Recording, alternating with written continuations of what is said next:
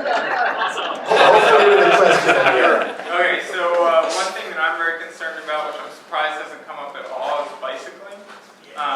And We were waiting for the you. word bicycle is not mentioned.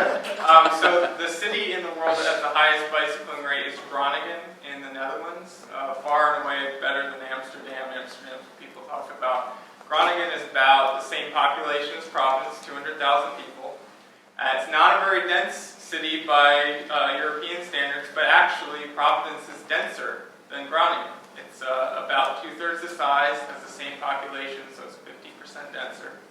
And so I have a question. I especially want to hear Sheila talk about this because she worked in the mayor's office and on the bike plan. The bike plan that we put out does 0, and I mean 0 for biking. It puts arrows down the street, which is those little paint markers that say you can drive in front of the 30-mile-per-hour car that's going to run you over. So when is Providence going to get serious, recognize that it does have the demographics and the build to be a biking city, and do what Groningen did, which is to put down protected bike lanes and other facilities. Groningen has 60% of its trips being made by bicycle. 1% of Providence. I'll start on this one if that's okay. Yeah, go for it. I actually expected when, Abel, you were talking about public transportation, I expected you to bring in the complete streets angle on things. I was going to, but... So Abel could talk about this one just as easily too, but I think it is the solution that we need in Providence and that we need in our other, especially our urban areas, but really in all of our neighborhoods across the state. The idea of complete streets, people are familiar with this idea of putting all of the amenities in a street that you need in order to function effectively for whatever mode of transportation you're choosing. So you've got room for your car, but you've also got room for your bike, you've got room for your pedestrians. It is a thing. I got to go to Amsterdam this year. I didn't get to go to Groningen, but the web internet is a wonderful thing for seeing beautiful pictures of what it looks like when a city really commits to doing this kind of infrastructure.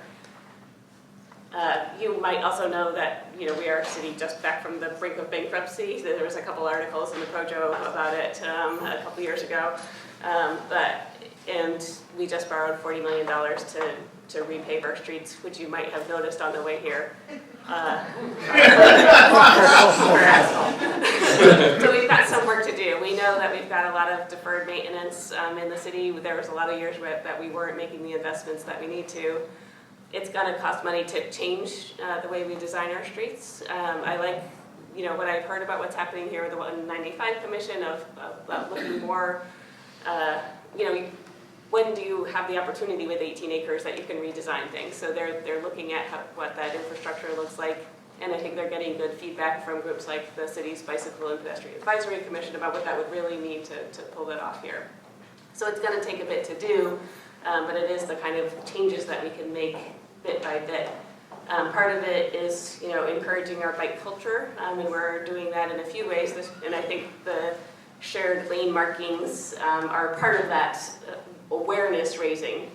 Oh, James, come on. They make people aware that people are on bikes. So I'm not saying they make up bicyclists safe. I'm going to challenge you on that. I know you are, James, because you would challenge me out all day, every day. They do nothing for biking. Showers do nothing for biking. Okay, so the city used them because we want to make ourselves a more bike-friendly city, and that was one of the recommendations of the bike-friendly cities that they came back to us with. It's not the be-all and end-all. It's not at all where we need to go with this, but bringing in the bike share program, which we've seen in a lot of other cities, is going to be another way that we have more people on bicycles in the city, and it's one of the things that I think is going to help make it a higher priority for decision makers in Providence, frankly. When people see that it's actually an economic engine for more people to be on bicycles, that people on bicycles are more likely to stop at that store on the corner and buy something than a person in a car who's zooming past and doesn't even see that cute little shop. Those are the kinds of things that are going to help, I think, Providence move along this path. Yeah, I think we'll do one more question, and then we'll finish up with some green to-do lists for our panelists. Could I just say a Yeah. couple words about the complete streets issue? And I think it's another hard comparison to compare us to Europe in terms of mentality. The United States is car-oriented, to put it mildly. And it's going to take a lot of grassroots advocacy to change the mentality of people at DOT and the departments of public works around the state. So every time they do a road project, they have to go to the public and talk about it. And that's where the public gets to make input on these decisions. Not necessarily that DOT is going to listen to you or the DPW, but I think if you get enough people there, they want to listen because they don't like to look bad in the press. So I encourage people to go to these community meetings when a road project is happening. DOT, the state adopted complete streets. They passed the law. DOT has adopted a context-sensitive design manual, which says that municipalities, people who contract with DOT should take into consideration all the users. And there's a manual that they cite as their standard operating procedure. So you can go to them in these public meetings and say, this is what this is supposed to look like. You see this type of street, this is where we are. Reference that manual, tell them that's what the project has to look like. Organize community members to demand the same things that you're demanding, not just in Providence, around the state.